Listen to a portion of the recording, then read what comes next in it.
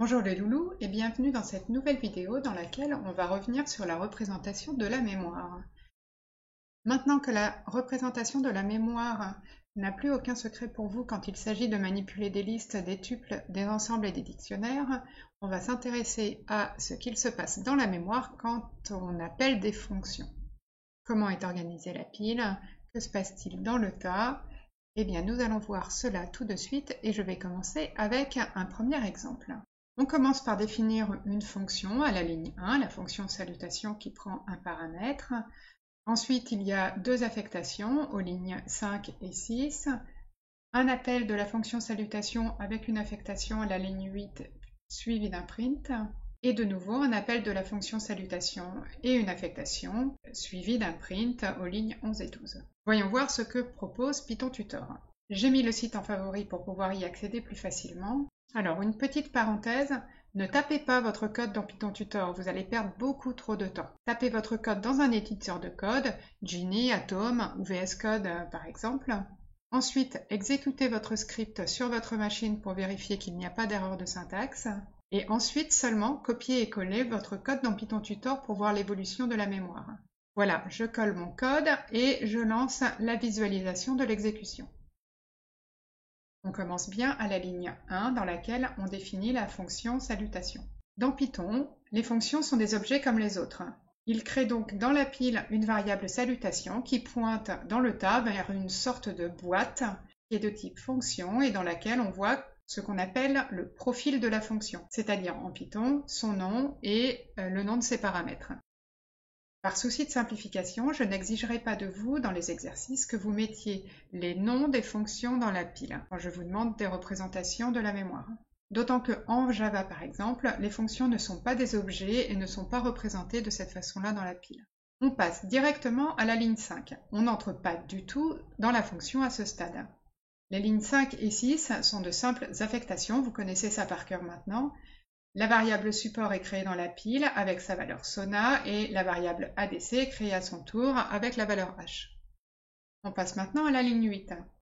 Une affectation et un appel de fonction. Techniquement, l'appel de fonction se fait avant l'affectation. Pourquoi? Eh bien simplement parce qu'il n'est pas possible de faire l'affectation tant qu'on n'a pas la valeur à affecter. Et lors de cet appel, il se passe plusieurs choses. D'abord, la flèche rouge qui indique la prochaine ligne qui sera exécutée remonte à la ligne 1. La flèche verte, c'est-à-dire la ligne qui vient juste d'être exécutée, est à la ligne 8. Ensuite, dans la pile, on voit apparaître un nouveau bloc juste en dessous du bloc principal. Ce bloc porte le nom de la fonction, ici salutation. Dans ce bloc, on a une variable. Il s'agit du paramètre formel nom qui apparaît dans le profil de la fonction. Et sa valeur correspond à la valeur du paramètre réel, ici Sona, qui est la valeur de la variable support qui a été passée en paramètre. On passe maintenant à la ligne 2 qui est une affectation avec une toute petite opération. Vous remarquez que la variable phrase est créée dans le nouveau bloc, le bloc de la fonction salutation. On arrive maintenant à la dernière ligne de la fonction, le return, et il se passe deux choses. Première chose, Python stocke la valeur de retour dans une case spéciale, une sorte d'enregistrement si vous voulez. Ensuite, la flèche rouge reprend la lecture du code à partir de l'endroit où il y a eu l'appel de fonction. Dans notre exemple, on était rentré dans la fonction à partir de la ligne 8. Donc, l'interpréteur va terminer les instructions de cette ligne et faire l'affectation, c'est-à-dire créer la variable affichage et lui donner comme valeur la chaîne de caractères bonjour Sona. Ensuite, la flèche rouge va passer à la ligne 9. J'appuie maintenant sur Next pour vérifier et vous voyez effectivement que, première chose, j'ai une variable affichage dans la pile qui a pour valeur bonjour Sona et la flèche rouge est passée à la ligne 9. Troisième chose notable, le bloc correspondant à mon appel de fonction a disparu. Et en particulier la variable phrase que j'avais dans la pile il y a une seconde n'existe plus du tout. C'est pour cela qu'on parle de variable locale. Cette variable, phrase, n'a d'existence que dans le bloc de sa fonction quand celle-ci est appelée.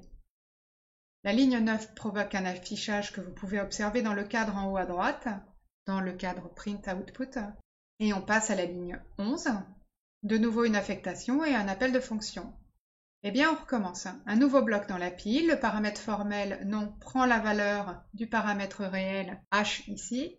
Ensuite, on déroule le code de la fonction la variable locale phrase prend la valeur de bonjour H, puis le return. Du coup, on stocke la valeur du return, on dépile et on termine l'affectation de la ligne 11, puis on passe à la ligne 12.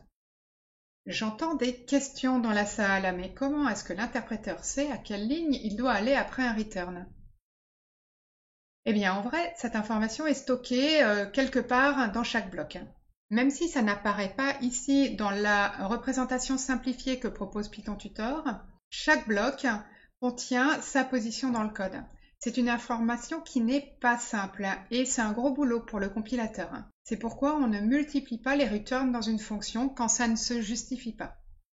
Vous verrez plus en détail comment ça fonctionne dans le cours M2101 Architecture et système au prochain semestre. Faisons une petite synthèse de ce que nous avons vu et de ce qu'il faut retenir. La pile est organisée en blocs. Il y a d'abord le bloc principal, puis un bloc pour chaque appel de fonction en cours. Dans chaque bloc, il y a des informations sur la position courante dans le code. Cette information n'est pas représentée dans Python-Tutor et nous ne la représenterons pas non plus dans ce module. Dans chaque bloc, il y a également le nom des paramètres formels reliés à leur valeur dans le tas. Et enfin, chaque bloc contient le nom des variables locales reliées également à leur valeur dans le tas. J'ai essayé de résumer ce qui me semble important que vous reteniez. À chaque appel de fonction, on crée un nouveau bloc dans la pile. On dit qu'on empile un nouveau bloc. Les paramètres formels de la fonction sont identifiés, leur nom est créé dans ce nouveau bloc et ils prennent la valeur des paramètres réels qui leur sont associés. Les variables qui sont créées dans le code de la fonction sont des variables locales. Leur nom est créé dans le bloc de la fonction et associé à une valeur dans le tas. Ces variables locales sont inaccessibles en dehors du bloc dans lequel elles sont déclarées. La position courante dans le code devient la première ligne de la fonction appelée.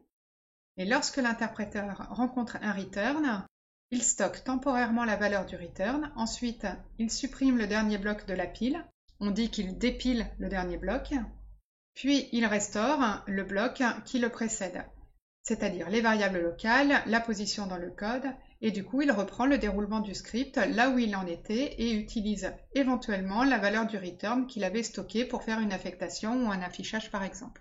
Je vais terminer par un autre petit exemple pour mettre en lumière quelques points qui peuvent être délicats. D'abord, quelques mots sur la suite de Syracuse. La suite de Syracuse, c'est une suite de nombres qui sont définis de la façon suivante. Si le dernier nombre de la suite est pair, on le divise par 2 pour avoir le nombre suivant.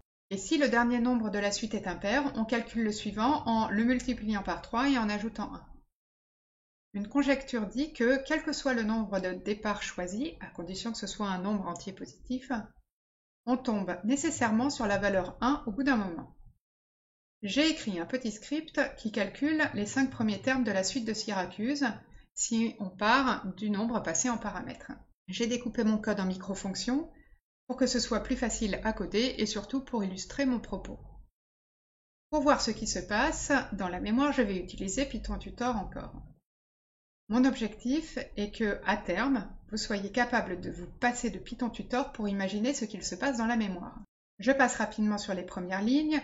La liste des noms des fonctions dans la pile sera facultative quand vous aurez à faire des exercices. Je vais donc rapidement à la ligne 25 où j'ai mon premier appel de fonction.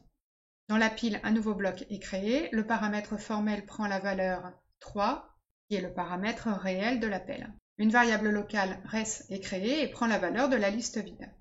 Ensuite, on a une boucle, une variable locale i, on ajoute un élément à la liste res, puis à la ligne 22, il y a un nouvel appel de fonction. Un appel de fonction dans une fonction, ça se produit très couramment.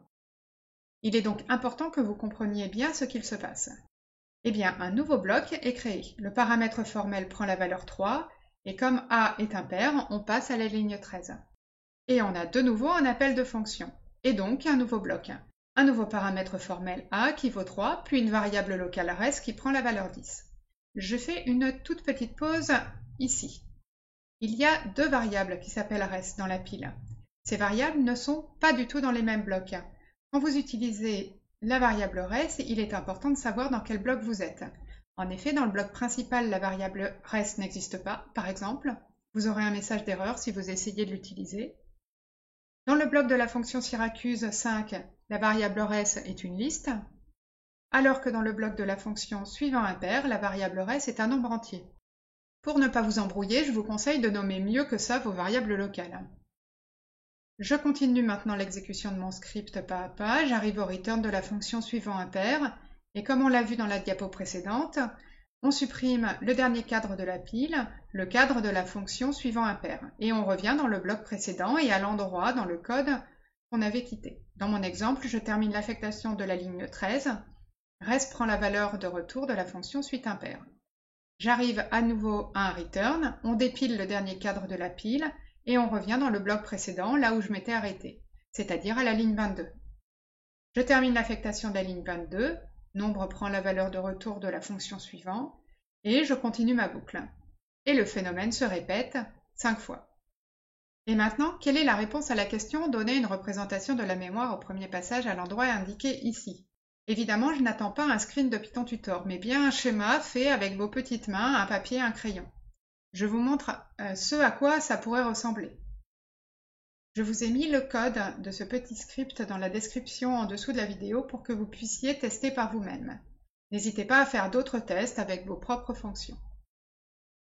Cette vidéo est maintenant terminée, pensez à prendre des notes et préparer vos questions pour le cours. Et je vous dis à très bientôt dans la prochaine vidéo.